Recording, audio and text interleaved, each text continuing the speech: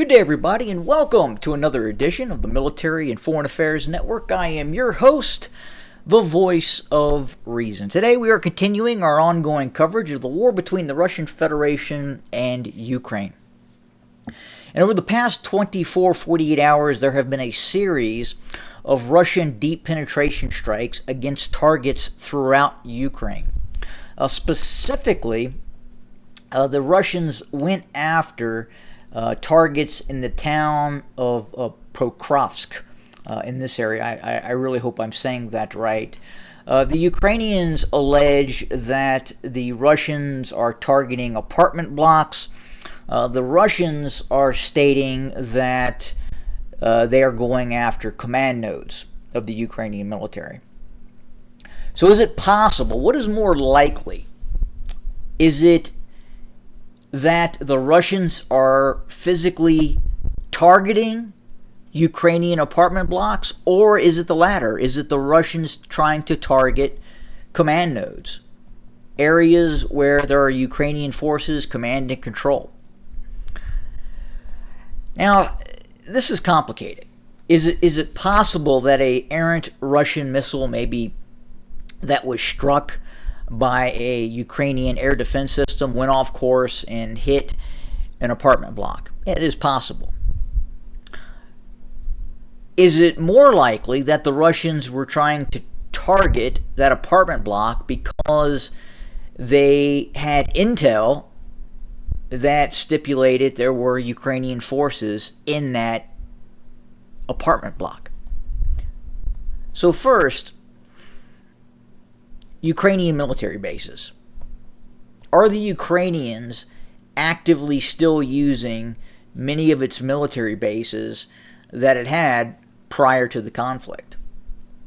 Well, the answer to that is no. They can't. A lot of these barracks, a lot of these facilities that the Ukrainians were using have been destroyed by Russian airstrikes and cruise missiles.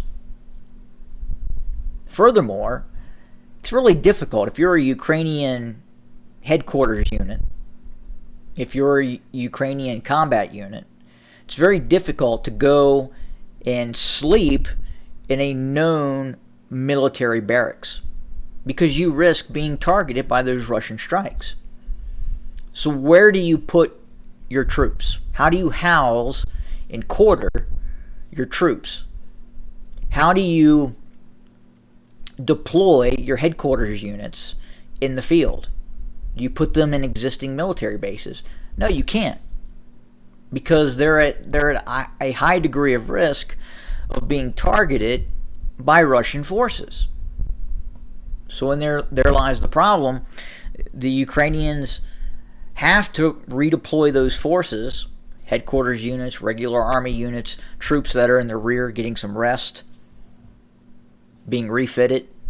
Those units, be it headquarters or active ground units that are refitting, are being quartered and housed in civilian structures. It's just the way war is. It's happened with the Russians as well. The Ukrainians have targeted civilian structures because they believed Russian soldiers were being housed there. And we have reports of successful hits by the Ukrainian military against former technical schools, facilities that were now housing Russian troops. Because it's the same for the Russians as well.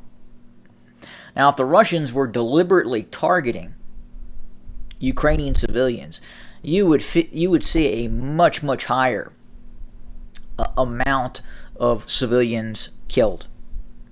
And you're not seeing that. You're seeing at times the deaths of 3, 4, 5, 6, 7, 10 civilians on the Ukrainian side that in all probability are sharing quarters with active duty Ukrainian service members. Again, if the Russians were targeting mass civilian targets, the casualty rate on the Ukrainian side would just be catastrophic. And I don't believe that's what's happening. I think the Russians in the case of targeting Pokrovsk, probably received intel or monitored some sort of emissions in terms of communications from this area by Ukrainian forces, and then targeted said site. Now, I know that's going to get pushed back, and I know that the Ukrainian side of this is going to say no, the Russians are deliberately targeting Ukrainian civilian sites. Again, use reason. The casualty rates would be much higher, much higher. Now, we aren't hearing. We only hear from the Ukrainian side when civilians are killed or wounded.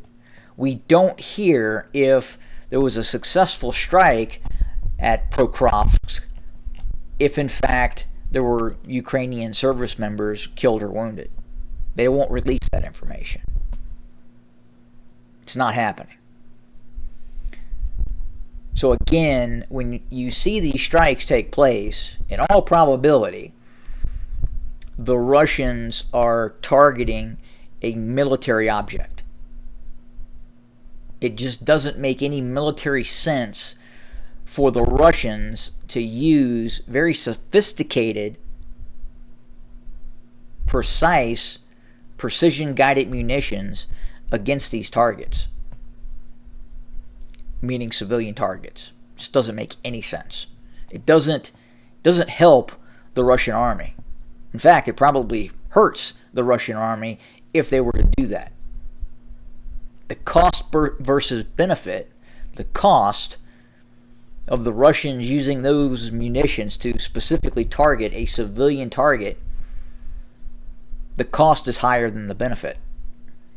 So then what are the Russians targeting? Again, probably a command node, just as the Russians are claiming they are targeting. But the Russians could say the same thing in regards to some of the targets that the Ukrainians are going after. Absolutely.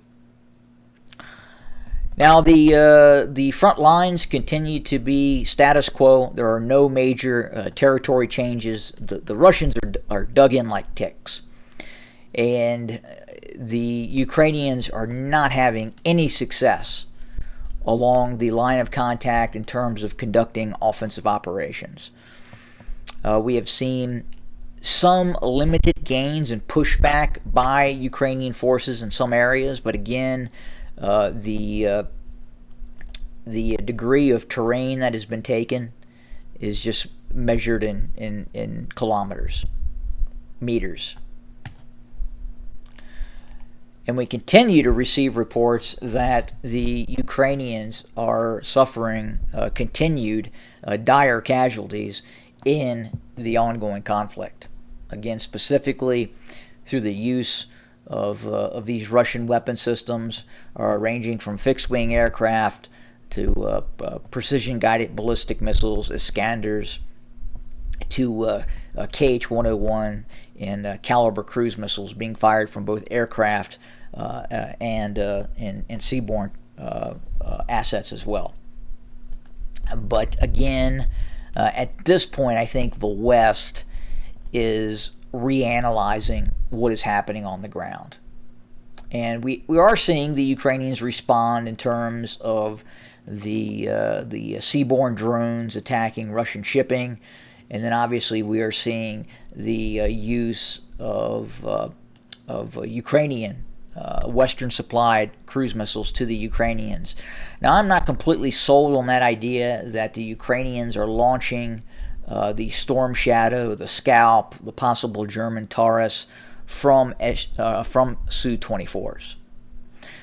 I believe at this point, and I've talked about this before, it is highly likely, and I think 10 years from now, 20 years from now, as we reanalyze this conflict, I think we're going to find that U.S. stealth assets were actively being used in this conflict to target Russian areas, Russian forces, Russian command and control, Russian bridges.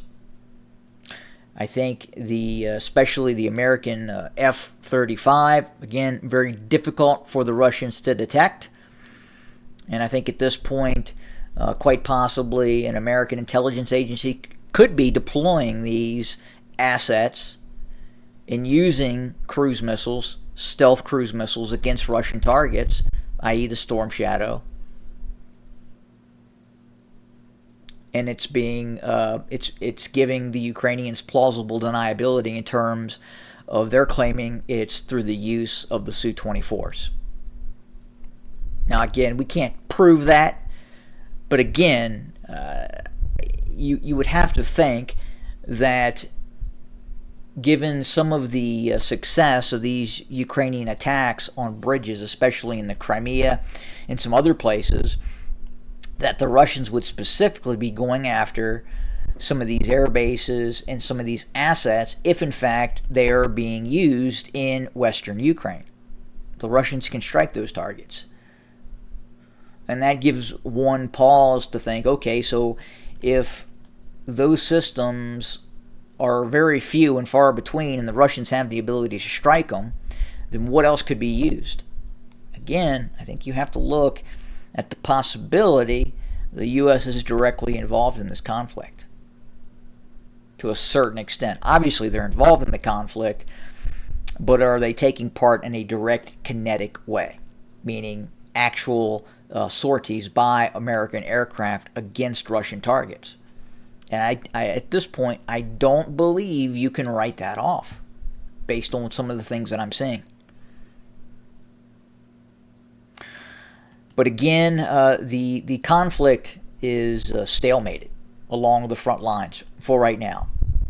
And I think at a certain point, the West is going to have to decide, well, do they supply the Ukrainians with an air force, or do they get directly involved in this conflict? And again, I do believe that we are still in a high degree of risk of this conflict spreading, of this conflict broadening and including other nations directly involved in the conflict, if they are not already involved in a kinetic way through covert operations.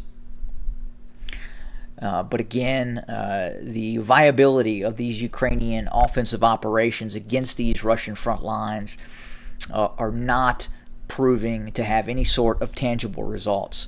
Again, cost versus benefit. How many Ukrainian soldiers are being killed, wounded? How much equipment is being destroyed in these failed Ukrainian offensive operations, these offensive ground operations? And it's very high at this point, incredibly high. So that's where we set for today. We will continue to update. We will continue to monitor. We appreciate everyone joining us. Please feel free to subscribe, support the channel in any way you can. And as always, have a good day.